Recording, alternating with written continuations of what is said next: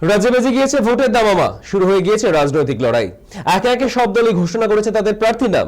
ব্যারাকপুর শিল্পাঞ্চলের গুরুত্বপূর্ণ কেন্দ্র জগদ্দলে এবারও তৃণমূলের ভরসা সোমনাথ শ্যাম। অন্যদিকে চমক দিয়ে এই কেন্দ্রে বিজেপি প্রার্থী করা হয়েছে অবসরপ্রাপ্ত আইপিএস অফিসার রাজেশ কুমারকে। তিনি নির্বাচনী প্রচারের সূচনা করতে নোয়াপাড়া বিজেপি প্রার্থী অর্জুন সিং এর মেঘনা মোড়ে বাসভবনে পৌঁছন। সেখানে স্থানীয় কর্মীদের সঙ্গে বৈঠক করার পর জনসংযোগে অংশ নেন তিনি। এদিন রাজেশ কুমার বলেন, জগদ্দল দীর্ঘদিন ধরে দুষ্কৃতীদের কার্যকলাপের জন্য পরিচিত, তবে আইন শৃঙ্খলা ও রক্ষা এবং অপরাধ দমনে তার অভিজ্ঞতা রয়েছে বলেও জানান তিনি। তার কথায় এই কেন্দ্রের জয় নিশ্চিত করার পাশাপাশি রাজ্যে বিজেপি সরকার গঠনের দিকেও এগোবে দল।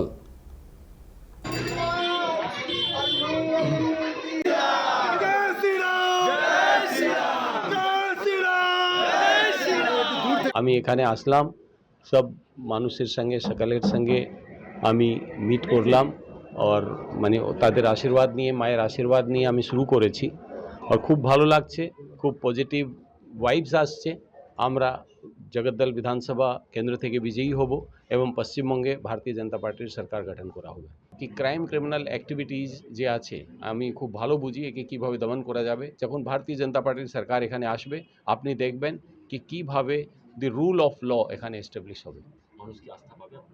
আনডাউটেডলি মানুষের আস্থা, ওদের আশীর্বাদ আমি পাবো, আর ওদের আশীর্বাদ নিয়ে আমরা জিতবো এবং তাদের সেবার একটা সুযোগ আমরা পাবো।